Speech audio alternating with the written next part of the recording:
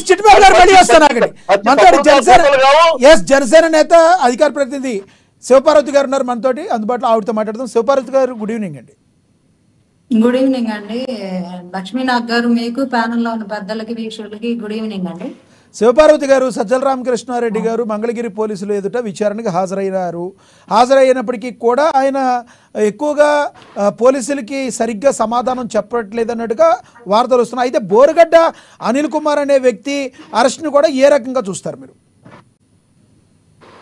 ఏ రకంగా చూడటం అంటే, ఇప్పుడు బోరుగడ్డ అనిల్ అనే వ్యక్తిని చూశారు గతంలో వీడియోస్ ఆయన చేసిన ఇది. సరే, ఆయన మాట్లాడిన దానికి ఏదో కక్షపూరితంగా చేశారు అనుకోవడానికి కాదు. ఇక్కడ ఆయన గంజాయి స్మగ్లింగ్ లో ప్రధాన నిందితుడిగా ఉన్నాడు. దానికి తగిన ఆధారాలు అన్ని దొరికాయి కాబట్టి ఆయన అరెస్ట్ చేయడం జరుగుతుంది. గతంలో ఒక 15 కేసులు ఆయన మీద నమోదయ్యి ఉన్నాయి. ఇక 3 కేసుల్లో ఇంతవరకు అరెస్టే జరగలేదు. వాటిని కూడా సెర్చ్ చేస్తున్నారు. ఆయన దాక్కున్నాడు కాబట్టి, దొరికాడు కాబట్టి అరెస్ట్ చేశారు.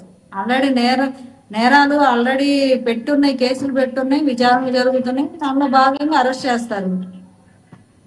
అక్కడ ఇప్పుడు దాన్ని తప్పుకోవడంలో చూస్తే ఎట్లాగా అంటే కావాలని కక్షపూరితంగా ఇది పెడుతున్నారు కానీ కేటు డూప్లికేట్ ఇద్దరు కలిసి చేస్తున్నారని చెప్పి త్రిపుర చిట్టిబాబు గారు అంటున్నారు. కేటు డూప్లికేట్లు వాళ్ళ గవర్నమెంట్ లో ఉంటాయి, ఇట్లాంటివి ఏమి ఉండవు కదా. ఈ గవర్నమెంట్ లో ఎన్డీఏలో అట్లా కేట్లు డూప్లికేట్లు ఉంటే అందరిని అరెస్ట్ చేయాలి. మరి అందరు బాగానే ఉన్నారుగా, బూతులు తిట్టిన వాళ్ళు అందరూ ప్రశాంతంగా తిరుగుతున్నారు. మమ్మల్ని ఏం చేయట్లేదని కాలు ఎగరేసుకొని తిరుగుతున్నారు. ఇంకా జనాలే వాళ్ళని ఏం చేయకుండా వదిలేసారేందని ప్రభుత్వాన్ని నిందించే పరిస్థితిలో ఉంది. నా వాయిస్ నాకే వినిపిస్తుంది. మీ వాయిస్ వినబడుతుంది, క్లియర్ గా వినబడుతుంది మేడం, ప్లీజ్ కంటిన్యూ.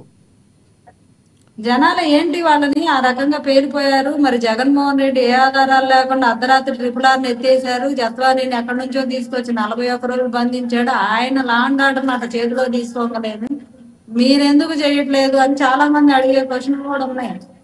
కానీ ఏదో కక్షపూరితంగా చెయ్యాలి, ఏదో అధికారం రాగానే అధికారమే పరమావధిగా రాగానే అదేదో బ్రహ్మాస్త్రం మా చేతిలోకి వచ్చిందని విర్రవేయటం కాదు కదా.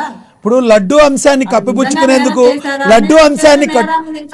శివపార్వతి గారు లడ్డు అంశాన్ని కప్పిపుచ్చుకునేందుకు, లేదంటే గతంలో మీరు ఇచ్చిన హామీలన్నీ కప్పిపుచ్చుకునేందుకే మీరు ఇలా చేస్తున్నారని చెప్పి చిట్టిబాబు గారు అంటున్నారు.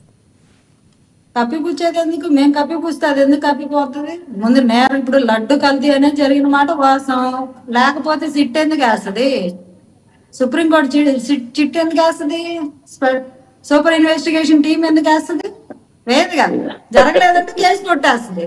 విచారణ చేయండి అని ఎందుకు చెప్తుంది? దాని పని అది చేసిపోతున్నప్పుడు ఇలాంటి అన్ని కోడిగుడ్డు మీద ఏకల్పిక ఆలోచన మానేస్తే మంచిది. ఇప్పుడు సుప్రీంకోర్టు పరిధిలో ఉంది, సిట్ వేస్తుంది, విచారణ జరుగుతుంది. ఎందుకు చిట్టిబాబు గారు నవ్వుతున్నారు? అందరూ తెలుసు. స్వతంత్ర సమర యోధుడు కన్ఫర్మ్ చేశారు సుప్రీంకోర్టు చెప్పిందని. అదే సుప్రీంకోర్టు చెప్తే పోయేది కదా, కలిపింది ఆధారాలు ఉంటే ఆవిడ దగ్గర.